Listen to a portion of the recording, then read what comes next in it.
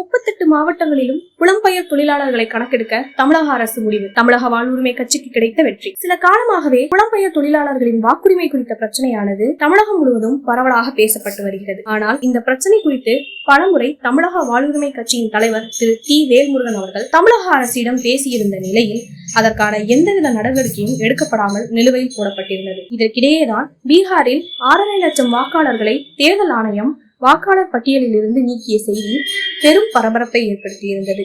இந்த நிலை தொடர்ந்தால் புலம்பெயர் தொழிலாளர்களுக்கு வாக்குரிமை கிடைக்கவும் வாய்ப்பிருப்பதால் இதனை எதிர்த்து நேற்று தமிழக வாழ்வுரிமை கட்சியின் சார்பில் சென்னையில் கண்டன ஆர்ப்பாட்டமானது நடைபெற்றது. இதில் கலந்து கொண்ட அந்த கட்சியின் தலைவர் திரு டி. வேல்முருகன் மற்றும் கட்சி நிர்வாகிகள் வட மாநிலத்தவருக்கு ஓட்டுரிமை வழங்கக்கூடாது என்றும் புலம்பெயர் தொழிலாளர்களுக்கு உள் நுழைவு அனுமதி சீட்டு அடிப்படையிலேயே தமிழகத்தில் பணிபுரிய அனுமதிக்க வேண்டும் என்றும் கோரிக்கை வைத்திருந்தனர். இதன் எதிரொலியாக இன்று தமிழக அரசு 38 மாவட்டங்களிலும் உள்ள புலம்பெயர் தொழிலாளர்களுக்கான வாக்கெடுப்பு நடத்தப்படும் என அறிவித்திருக்கிறது. நீண்ட நாள் கோரிக்கையாக இருந்த இந்த பிரச்சனையானது தமிழக வாழ்வுரிமை கட்சியின் ஆர்ப்பாட்டத்திற்கு பிறகு மீண்டும் உயிர்ப்பித்திருக்கிறது. இந்த பிரச்சனையில் தமிழக வாழ்வுரிமை கட்சிக்கு கிடைத்த வெற்றியாக இது கருதப்படுகிறது.